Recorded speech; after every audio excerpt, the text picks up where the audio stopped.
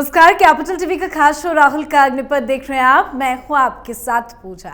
राहुल गांधी इन दिनों कश्मीर की वादियों का आनंद ले रहे हैं। बहाना तो विधानसभा चुनाव का है, पर जमकर फोटो शूट और सैर सपाटा चल रहा है।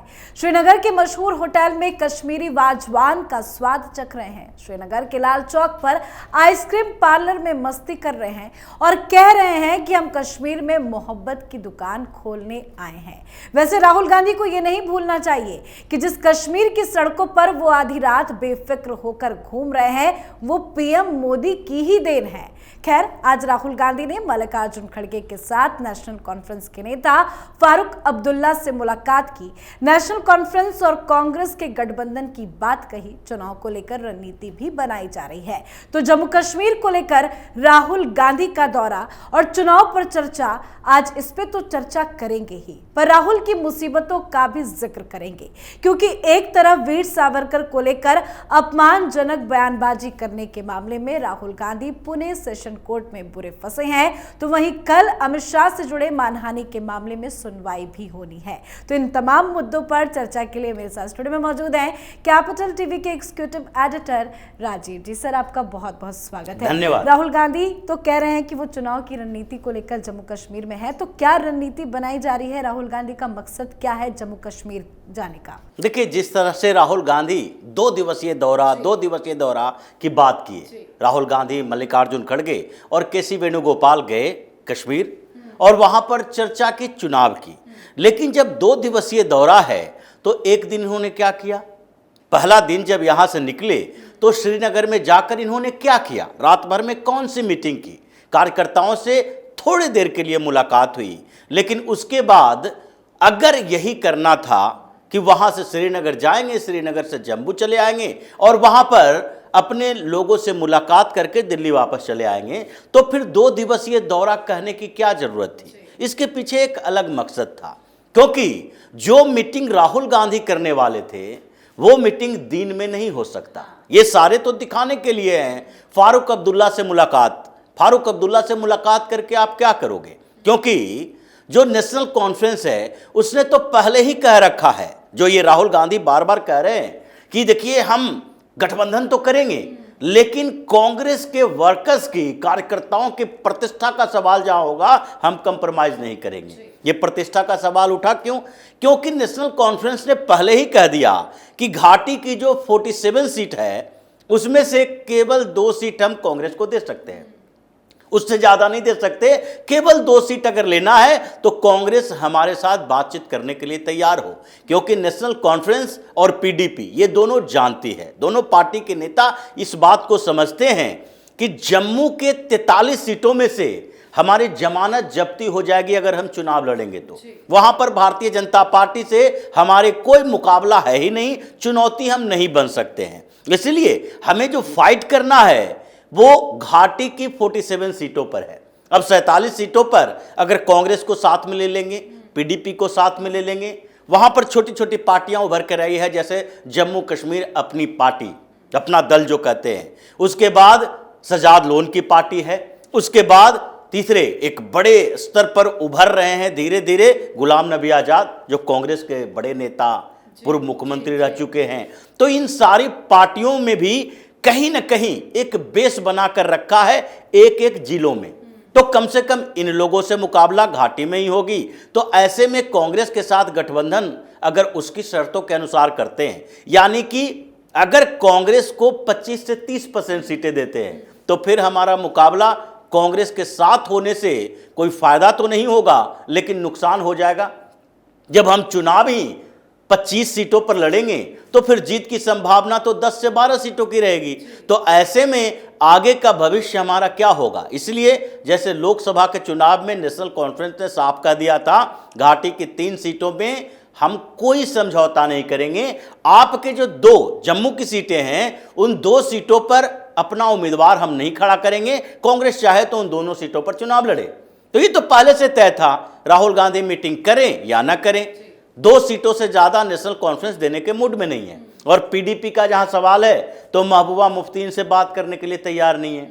तो फिर ये गठबंधन की चर्चा या फिर आप जो बात कर रहे हैं कि वहां के नेताओं से चर्चा करने के लिए, जमीनी हकीकत जानने के लिए वो जम्मू कश्मीर गए हैं, तो आज तक जितने स्टेट्स में चुनाव हुए सारे नेता दिल्ली आकर मीटिंग करते हैं। हरियाणा जो दिल्ली के बगल में है, वहां के सारे नेताओं को तो आप दिल्ली में बुलाकर कांग्रेस के कार्यालय में मीटिंग करते हो, लेकिन जम्मू कश्मीर आप चले गए, कश्मीर में घूमने के लिए चले गए। इसके पीछे का मकसद कुछ और था। आजकल जो राहुल गांधी जिस नियति के साथ भारतीय राजनीति में है, उस पर कई सवाल उठ रहे हैं। जैसे बांग्लादेश के मुद्दे पर ब्रिटिश की रिपोर्ट पहले आई कि देखो भाई, राहुल गांधी पहले कैसे खालिदा जिया के बेटे से वहां पर लंदन में मीटिंग किए थे, और इनको पता था कि बांग्लादेश में कैसे कॉन्स्पिरेसी चल रही है अंतर्राष्ट्रीय स्तर पर। क्यों?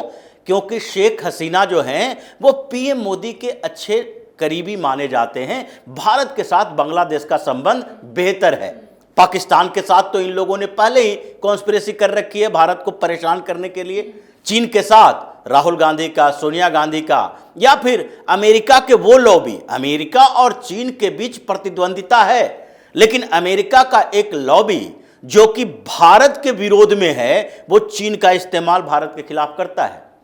और उन सारे लोगों के लिए राहुल गांधी एक ऐसे नेता हैं जो भारत में प्रधानमंत्री की कुर्सी पर बैठे, तो इन लोगों के लिए बल्ले बल्ले हो जाएगा। ये भारत की राजनीति में इंटरफेयर नहीं करेंगे, बल्कि सत्ता को अपने तरीके से चलाएंगे। यहां कौन सी कंपनी को क्या ठेका मिलना है वो तय अमेरिका में बैठकर करेंगे। यहां किस सेक्टर में कितना डिसइन्वेस्टमेंट होना है ये अमेरिका में बैठकर तय किया जाएगा। यहां किस वर्ग को क्या दिया जाना है ये अमेरिका में बैठकर तय किया जाएगा। तो ये सारी स्थितियां जो अभी राहुल गांधी के लिए चल रही है, उसमें मीटिंग जो होती है वो रात में ही होगी, क्योंकि राहुल गांधी की आदत रही है। अब तक जितने इनके कॉन्स्पिरेसी वाली, साजिश वाली मीटिंग हुई है वो रात में ही हुई है। जब डोकलाम का विवाद चल रहा था, उस समय चीन के एम्बेसी में राहुल गांधी गए थे, और जब सवाल पूछा गया कि आप चीन के एम्बेसडर से मिलने के लिए क्यों गए थे, तो उस समय पूरी कांग्रेस है जो डिफेंड करने लगी राहुल गांधी को कि नहीं नहीं, राहुल गांधी तो गए ही नहीं थे। लेकिन जब चीन के तरफ से ही ये बात सामने आ गई, यानी कि वहां के ग्लोबल टाइम्स में ये फोटो छप गई कि राहुल गांधी और चीन के एम्बेसडर जो हैं वो मुलाकात कर रहे हैं, तो उसके बाद कांग्रेस के पास कोई आधार नहीं था, तो ये बताया कि राहुल गांधी वहां गए थे ताकि ये डोकलाम में जो चल रहा है उसकी जानकारी लें। डोकलाम में चल रहा है चीन के साथ विवाद, और चीन के एम्बेसडर से आप मुलाकात करने जा रहे हो, तो आप जानकारी लेने जा रहे हो या जानकारी देने जा रहे हो, ये तो सवाल खड़ा होता है। लेकिन वो भी रात में ही मीटिंग हुई थी। राहुल गांधी जहां जाते हैं दिन में दिखाने वाली मीटिंग होती है, रात में वो मीटिंग होती है जो कि केवल राहुल गांधी और उनके टीम के कुछ लोग जानते हैं। और अभी सबसे विश्वस्त कौन है? के.सी. वेणुगोपाल, उनको साथ लेकर गए। मल्लिकार्जुन खड़गे तो पीछे पीछे ऐसे ही घूमते हुए चलते हैं, क्योंकि जितनी बैठकें हुई, जितने बयान आए, प्रेस कॉन्फ्रेंस हुआ, उसमें मल्लिकार्जुन खड़गे का कितनी भूमिका है? एक भी भूमिका नहीं है। सब कुछ तो राहुल गांधी ही हैंडल कर रहे हैं। तो ये राष्ट्रीय अध्यक्ष बना के मल्लिकार्जुन खड़गे को आप साथ साथ घुमाते क्यों हो? तो इसलिए ये रात में जो श्रीनगर के होटल में राहुल गांधी ने कांड किया, वो कांड ये चुनावी चर्चा को लेकर नहीं था। वो कांड था कि आगे हम कश्मीर में कैसे फिर से अराजकता पैदा करें, कश्मीर में कौन सा मुद्दा हमें उठाना चाहिए जिसके लिए पाकिस्तान से परमिशन मिले।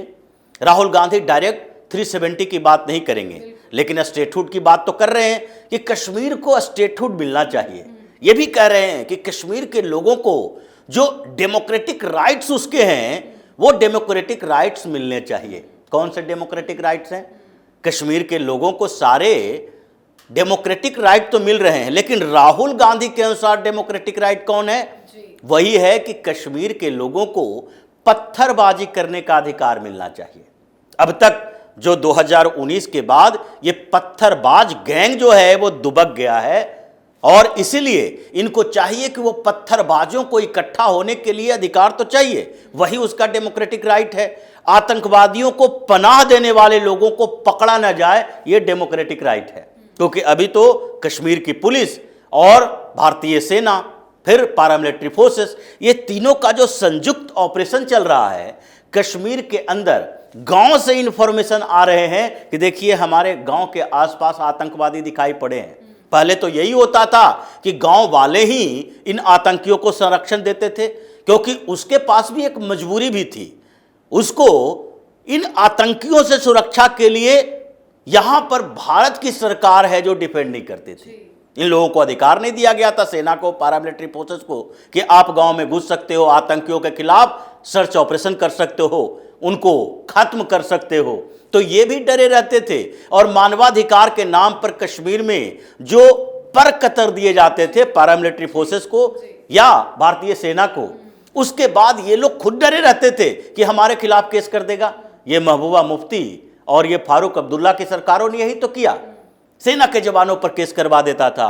उसके बाद पैरामिलिट्री फोर्सेस डरा रहता था, अगर गलती से भी किसी नागरिक को, सामान्य लोग को गोली लग गई, चाहे वो पत्थरबाजी ही क्यों ना करना हो, उस समय उसके खिलाफ केस कर दो, जम्मू कश्मीर पुलिस तुम्हारे हाथ में है, तो पुलिस कार्रवाई करेगी इनके खिलाफ, सेना के खिलाफ, सेना के जवानों के खिलाफ या पैरामिलिट्री फोर्सेस के खिलाफ। वो प्रैक्टिस पूरी तरह से बंद हो गया, क्योंकि अब ये यूनियन टेरिटरी है। अब इनकी बौखलाहट इसी बात को लेकर है, वो सारे अधिकार उन लोगों को दिया जाना चाहिए। लेकिन सर, जिस तरह से आधी रात में राहुल गांधी मीटिंग कर रहे हैं, वो तो साफ बताता है कि जरूर दार में कुछ काला है।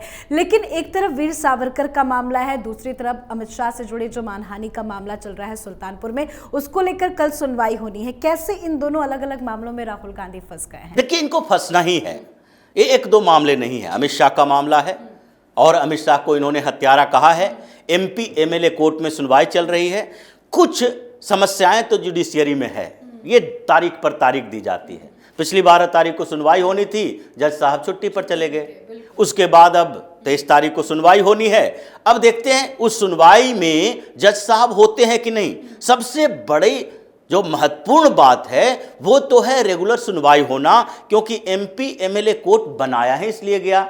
आप सुनवाई तेजी से करो, स्पीडी ट्रायल करो। जनप्रतिनिधि के खिलाफ जो आरोप लगे हैं वो लोगों को जानने का अधिकार है। तो अब अगर सुनवाई होती है, स्टेटमेंट राहुल गांधी ने भी वहां पर रिकॉर्ड करवा दिया है और सारे सबूत विजय मिश्रा ने भी दे रखे हैं। तो अब ये क्रॉस क्वेश्चनिंग होगा। सुनवाई अगर 2-3 बार हो गई तो क्लियर हो जाएगा कि राहुल गांधी को मैक्सिमम 2 साल की पनिशमेंट होनी है कि नहीं, ये क्लियर हो जाएगा। लेकिन इसके अलावा ये जो सावरकर के अपमान पर, वीर सावरकर के अपमान पर भी नोटिस आया है और इनको पेश होना होगा, वहां पर भी बताना होगा। लेकिन इससे भी बड़ी बात, ये सुब्रमण्यम स्वामी ने एक नए तरीके से इनके खिलाफ इन्वेस्टिगेशन शुरू करवा दिया है। और अब तो एक और नई जानकारी मिली है कि राहुल गांधी के पास केवल 2 पासपोर्ट नहीं है, बल्कि 3 विदेशी पासपोर्ट होने की संभावना है। एक तो हिंदुस्तान का पासपोर्ट है, लेकिन एक इटली का है, एक ब्रिटेन का, जिसकी बात हो रही है कि बैकअप प्राइवेट लिमिटेड जो है, वो बैकअप प्राइवेट लिमिटेड में राहुल गांधी के खिलाफ 1-2 नहीं कई सबूत हैं। क्योंकि बैकअप सर्विसेज लिमिटेड जो हिंदुस्तान में उसी नाम से इन्होंने कंपनी 2002 में शुरू की थी, वो कंपनी में भी ये डायरेक्टर थे, ये फाउंडर और को फाउंडर के तौर पर तो प्रियंका वाड्रा भी थी। 2.5 लाख रुपया का इनका इन्वेस्टमेंट था। 2002 में इन्होंने शुरू किया और 2010 में इस कंपनी को बंद कर दिया। ये जितनी कंपनियां ये लोग खोलता है वो क्या है, कंसल्टेंट वाली कंपनी, सर्विस प्रोवाइडर। अब कंसल्टेंट इसलिए क्योंकि इन्वेस्टमेंट में कंसल्टेंट की भूमिका यही होगी, कहां इन्वेस्ट करें, और इसके लिए पहले से तैयारी होती है, सरकार इनकी है, तो ये डील करवाते थे। तो इसीलिए एक और नई जानकारी मिली है कि तीसरा पासपोर्ट इनका कैरेबियन आइलैंड में किसी जगह का है।